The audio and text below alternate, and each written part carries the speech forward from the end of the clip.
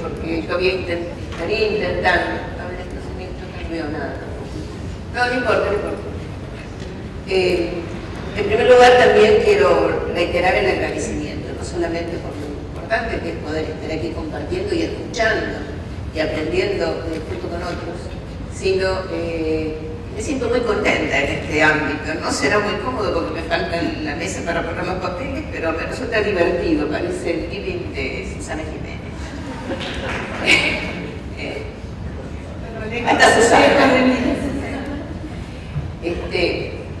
En el marco de esta diversión y del aprendizaje y del gusto por poder compartir, y que no he podido contenerme de echar en las disertaciones de los amigos, realmente creo que es importante trabajar sobre casos, porque los casos son los que nos están permanentemente desafiando desde la doctrina, y porque a mí me toca personalmente trabajar constantemente sobre casos desde hace ya muchos años.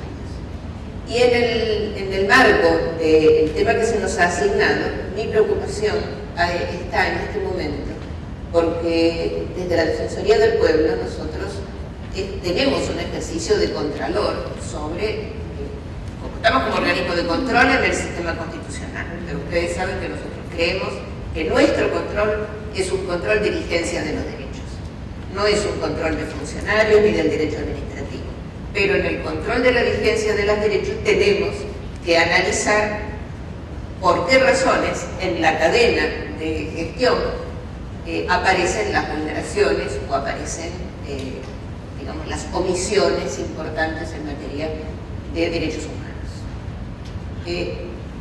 Por esa razón es que, si bien a mí me interesa trabajar desde el caso al tema, yo le digo siempre a los compañeros nuestros de la Defensoría, nuestra tarea es del caso al tema, del tema a la política pública, de la política pública a la doctrina y a la teoría. Pero la verdad es que nosotros tenemos que tener un pensamiento integral todo el tiempo. Y una de las cosas que vemos es que en el sistema de los, no sé si es el administrativo o el de los efectores de las políticas públicas, aparece siempre como la norma más importante, la que les es más inmediata, y no las normas superiores a esa norma inmediata. No sería insólito que un director de hospital diga, bueno, pero la resolución del ministro que me llega es esta. Claro, pero esta resolución usted la tiene que interpretar a la luz del decreto, y el decreto a la luz de la ley, y la ley a la luz de la Constitución y de las convenciones. El pobre director de hospital se quiere pegar un tiro, porque eso no tiene nada que ver con lo que él maneja como administración del sistema hospitalario. Este interés por poder hacerle comprender a los funcionarios con los que nos toca interactuar que hay que tener un pensamiento sistémico y un pensamiento complejo, una mirada sistémica del caso que les toca, o encuadrarlo sistémicamente, entender que el derecho es un sistema y no es la última resolución que salió. Para nosotros es una manera de prevenir en la corrección del sistema administrativo que la cosa no termine siendo judicializada. Al menos desde nuestra concepción como institución, siempre creemos que es el sistema político, el sistema administrativo, en tanto que es la organización y representación del Ejecutivo, tiene que tener la suficiente formación y capacidad interna no solo de resolución, sino de rectificación de sus propios errores, y no tener que ir a decirle a un juez cómo tienen que ser las cosas. La verdad que, más allá de que somos abogados, respetamos mucho a los jueces, pero el primer escalón donde se abren las puertas a ciertas omisiones o vulnerabilidades está en el sistema de los efectores, que forman parte del sistema. Por eso insistimos en la posibilidad de trabajar con el sistema administrativo acerca de los valores que se encarnan en los principios de los derechos, sobre todo de los derechos humanos, y de allí derivar a las normas, etc.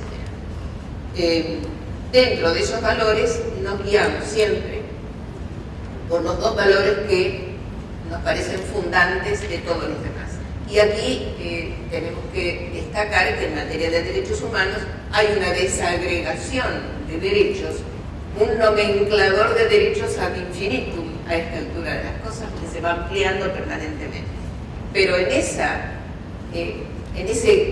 gran abanico de derechos aparecen dos que son los fundamentales y los fundantes, y en esto sigo a Vidal Campos: es el valor vida y el valor dignidad. Vida y dignidad, porque la dignidad perdura aún después de muerte. Es el derecho a la memoria, a la identidad, etc. Vida y dignidad son los fundantes, y los demás son todos derechos derivados. El derecho a la salud, al trabajo, derivan del valor de vida. El derecho a la dignidad nos remite a algo que quiero poder mencionarlo antes de terminar, que tiene que ver con los principios de los derechos en materia de protección de datos, porque en el sistema administrativo se manejan muchos datos y no aparece suficientemente consolidado o aprendido cuáles son los principios de prudencia con los que hay que manejarse en materia de datos personales. Como me interesa fundamentalmente trabajar los aspectos, no sé cuál es el que corresponde acá, parece que no. Ya se ha hablado de los principios de la Convención de Viena, que son los que todos conocen, no voy a volver al tema. Sí me interesa plantear el principio de la integralidad de los derechos, precisamente por esta dispersión, porque tenemos una incidencia muy fuerte del pensamiento europeo, de la doctrina europea, de las generaciones de derechos, de la primera, de la segunda, la tercera, la cuarta, etc., que no se corresponde con la realidad en la que se presentan los derechos para la persona humana, porque en realidad si partimos de la base de la vida y la dignidad, partimos de qué eje es la persona humana. Y la persona humana no sabe que tal derecho es de la primera, de la segunda o de la tercera. En realidad, esa clasificación de la doctrina europea, que repite en todos los textos, lamentablemente, es una clasificación que lo único que dice es cuáles son las convenciones que se hicieron primero y las que se hicieron después. Pero en lo real, para nosotros lo que rige es la integralidad de todos los derechos con sus jerarquías y sus prevalencias. Dentro más allá de los derechos específicos, hay principios que son relevantes, que son estos que puse acá en esta especie de ayuda a memoria de trabajo, y de los cuales en algunos casos hemos tenido que trabajar directamente con el sistema administrativo y con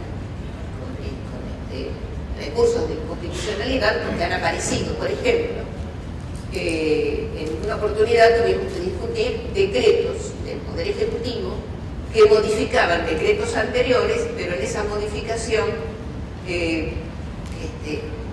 había que cuestionar el principio de no regresividad en materia de un derecho alimentario, en este caso en derechos para personas en situación de calle, etc.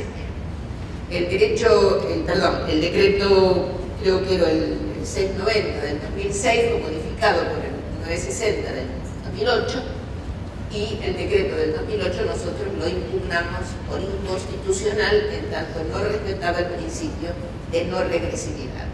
El de progresividad es el que en la Convención de Derechos Sociales y Económicos, o Económicos y Sociales, entonces, le da al Estado la posibilidad de la progresividad en la satisfacción y la exigibilidad de los derechos. Pero el de no regresividad es un derecho de la persona humana.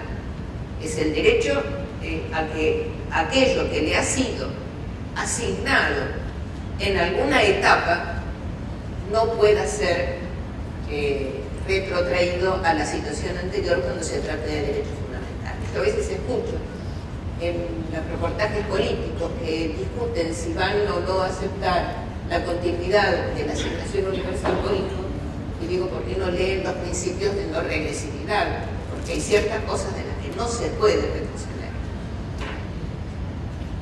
El principio del superior interés del niño lo hemos tenido que aplicar en infinidad de casos, y no casos de tenencia ni de familia. Me refiero a casos directamente que han involucrado al sistema administrativo. Pero quiero hacer voy a pasar a la otra, quiero hacer un análisis breve. Los principios iniciales los conocen todos, son los que se conocen habitualmente, son comunes en el trabajo de derechos humanos y en la tarea administrativa, como varios otros, pero donde se puso las divergencias, que es una parte conflictiva también en materia de trabajo continuo, es porque en los textos administrativos se habla del principio del interés público. La administración defiende el interés público. Y está bien que la administración defienda el interés público, pero ¿qué hacemos cuando hay colisión de derechos entre el interés público, que dice la norma, y otros derechos humanos que no están normatizados o no están encasillados en las normas del interés público, y que pongo colisiones de todos los días? Los efectores en el sistema administrativo de espacio público, algunos de ellos, no el ministerio, no el ministro, pero por debajo de ellos, leen la misión y funciones de mantener el orden y el cumplimiento de las normas en el espacio público. Ahora, si en el espacio público está la gente que es en situación de calle, los chicos pidiendo limosna, la mamá con 2 chicos también en situación de calle, y ellos tienen que cumplir la norma y mantener el orden y la limpieza en el espacio público, están pasando cosas que son cuestionables desde los derechos humanos, y las tenemos que discutir precisamente con quienes creen que están cumpliendo la norma, pero que esa norma por la que se guían, que es la norma inmediata, no se correlaciona con los principios de los derechos humanos. Entonces, que con la manguera de higiene urbana echen al que está durmiendo en la vereda y le levanten la bolsa con sus pertenencias y se las tiren al camioncito de criba, eso es una vulneración de derechos, y nosotros tenemos que poder explicarlo desde el derecho, no buscar la sanción ni ir al sistema judicial como suelen hacer algunos. Queremos hacer docencia con los efectores que aplican automáticamente pautas de las misiones y funciones que tienen por la organización y por la orgánica en la que se mueven, porque no está el pensamiento sistémico que les permita pensar que esto en realidad no está violando, sino que es otro derecho y que responde a otras cuestiones y que hay que trabajarlo de otra manera. Esto de la colisión de derechos lo tenemos todos los días. Lo tenemos cuando hay reclamos en el espacio público, lo tenemos cuando reclaman por una protesta y cortan una calle y el derecho a la circulación colisiona con el derecho de reunión o el derecho de petición a las autoridades, etc. Hay teorías sobre la colisión de derechos. Nosotros las estamos trabajando. Hay que pensar cómo se equilibra y cómo se aborda el conflicto que genera la colisión de derechos, cómo se los pesa. Acá hay una teoría de peso específico acerca de la concepta de la teoría de peso específico, porque en el momento que claro, cuando el derecho colisiona, ¿no? Llaman a la policía y ahí la empeoramos. Pero en realidad hay teorías y hay trabajo y es una de las cuestiones más importantes en el marco de las nuevas ciudades y en el marco del mundo democrático, para poder trabajar cuando los derechos colisionan entre sí y cómo se los evalúa. Quiero decir una palabra breve sobre datos personales para poder completar lo que inicié con lo del caso Bulacio, que vamos a tener dentro de muy poco, que es un caso que interesa particularmente para nosotros, para la gente. En el caso de datos personales, nos ha tocado tener que cuestionar incluso publicaciones en el boletín oficial sin el cuidado de la reserva de los nombres cuando se han otorgado subsidios o pensiones a, por ejemplo, personas portadoras de HIV. Y así lo pusieron en el boletín oficial. Claro, nosotros nos enteramos cuando recibimos el boletín oficial, o sea, tarde. Si podemos trabajar y si se puede pensar esto y si podemos hacer docencia a todos los niveles, seguramente estas cosas no ocurrirían. El principio de especificidad, bueno, el de consentimiento informado, ustedes lo saben, eso también es un tema clave en el derecho hospitalario, que es como la jurisprudencia hospitalaria. Tienen preparado un formulario de consentimiento que no se entiende nada y que cumple la formalidad. Pero la verdadera información y el consentimiento libre e informado todavía es dudoso en materia de formularios hechos por la administración. El principio de especificidad quiere decir que los datos que se piden solo deben ser utilizados para aquello para lo que se nos pide.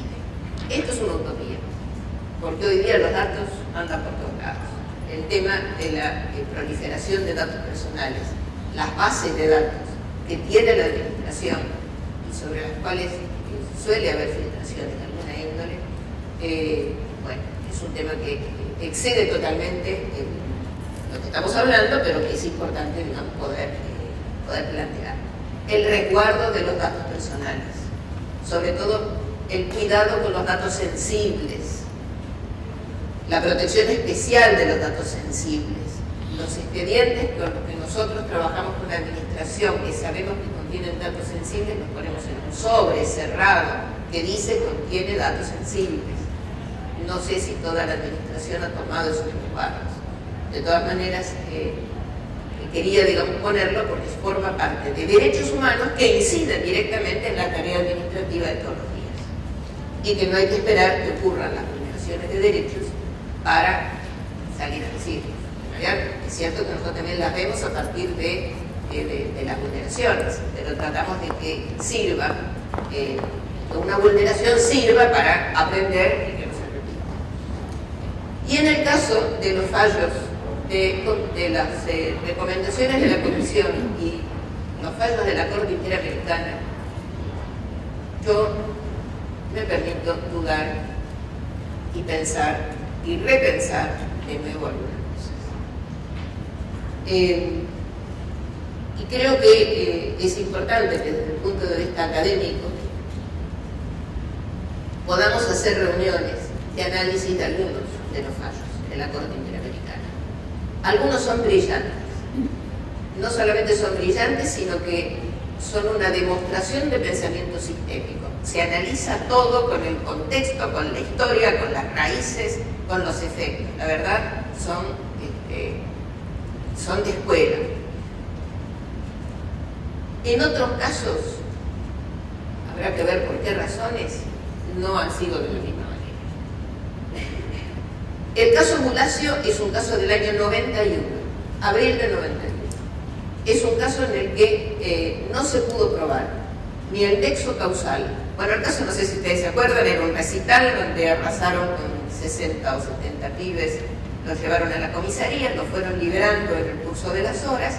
Uno de los chicos, Walter Bulacio, se descompuso, empezó a vomitar, perdía el conocimiento, lo mandaron a una clínica, de esa clínica fue a la otra, y a los 5 o 6 días del recital del Redondito murió. Nunca se pudo establecer con exactitud el nexo causal entre esa muerte y ningún golpe específico. Más bien la autopsia mostró que había alguna cuestión genética previa. El comisario imputado estaba en su escritorio, no estaba en el grupo de los que fue y arrasó y metió a todos en los micros y los llevó a la comisaría.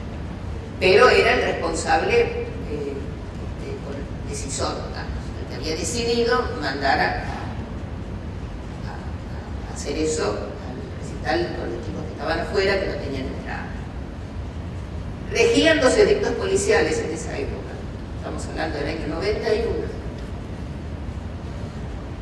y un memorándum que había hecho la Corte o la Cámara, no me acuerdo, por el cual se delegaba en el jefe de la Policía Federal o en dos jefes de la Federal, se delegaba la decisión respecto de las libertades y de los allanamientos, y una cosa terrible.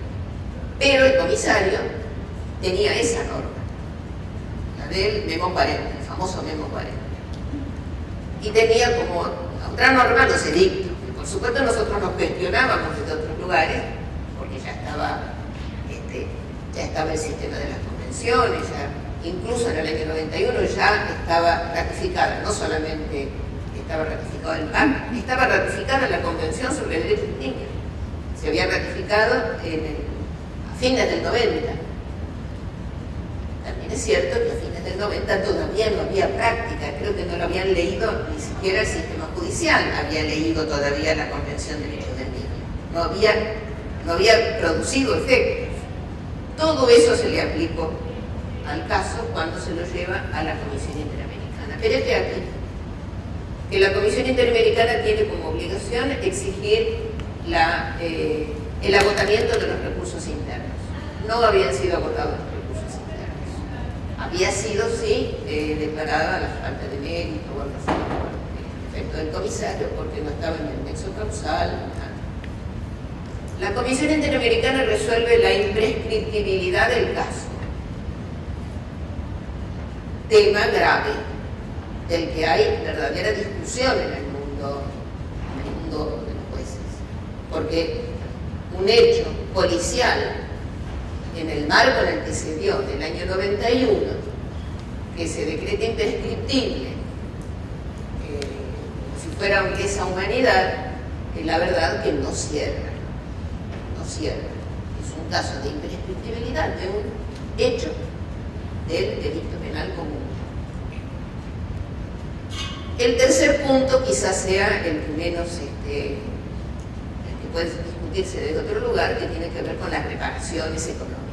Reparaciones que, como ya se había muerto la madre, el hermano, quedó una hermana, una abuela, y las reparaciones se le dan a la hermana y a la abuela, ininteligible, con una doctrina de la reparación acerca de que las familiares de la víctima son víctimas, que es una doctrina reparatoria que tiene la Corte. La Corte Interamericana hace ese fallo, que es bastante discutible, y ese fallo llega a la Corte Federal nuestra.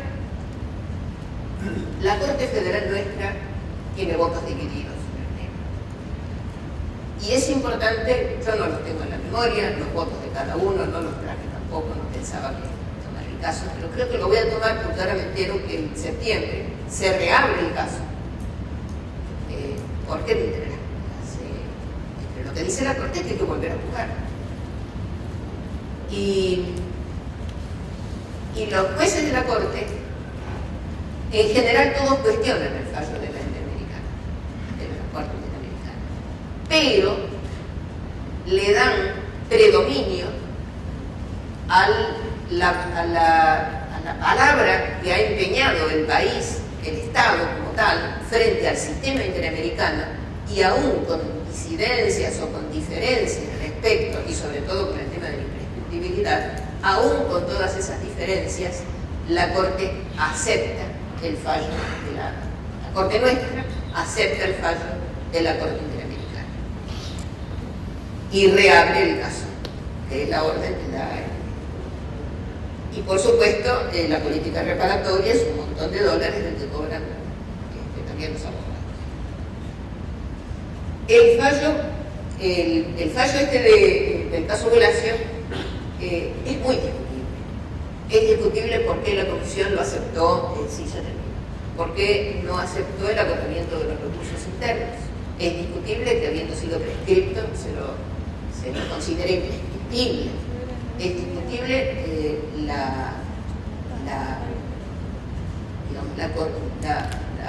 no la concepción, sino la argumentación respecto de las políticas reparatorias. Lo vamos a tener que discutir, supongo yo, que antes de fin de año.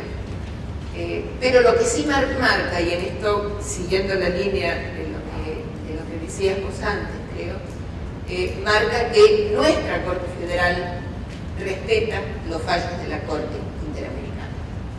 Aún críticamente acepta la decisión del sistema interamericano, más por razones políticas.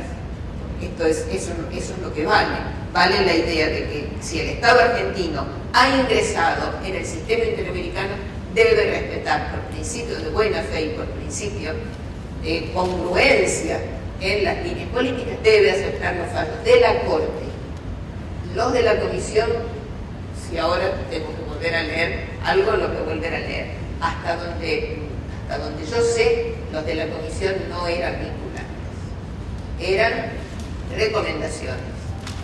O sea, que el Estado argentino las tenía que tomar en cuenta, pero que no eran obligatorias. Es una recomendación.